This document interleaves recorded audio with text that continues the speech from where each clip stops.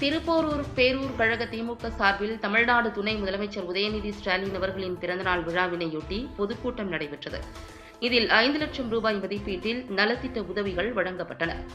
செங்கல்பட்டு மாவட்டம் திருப்போரூர் பேரூர் கழக திமுக சார்பில் தமிழ்நாடு துணை முதலமைச்சர் உதயநிதி ஸ்டாலின் அவர்களின் பிறந்தநாள் விழாவினையொட்டி திருப்போரூர் பேரூர் கழக செயலாளரும் பேரூராட்சி தலைவருமான தேவராஜ் தலைமையில் பொதுக்கூட்டம் நடைபெற்றது.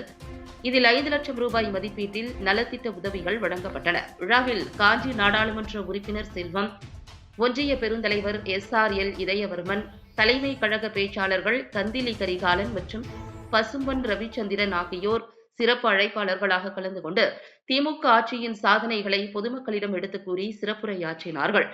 அதனைத் தொடர்ந்து 25க்கும் மேற்பட்ட பெண்களுக்கு தையல் இயந்திரம், 100க்கும் மேற்பட்ட ஆட்டோ ஓட்டுநர்களுக்கு சீருடைகள் மற்றும் 3500க்கும் மேற்பட்ட ஏழை எளிய மக்களுக்கு வேட்டி, சேலைகள் வழங்கினார்கள்.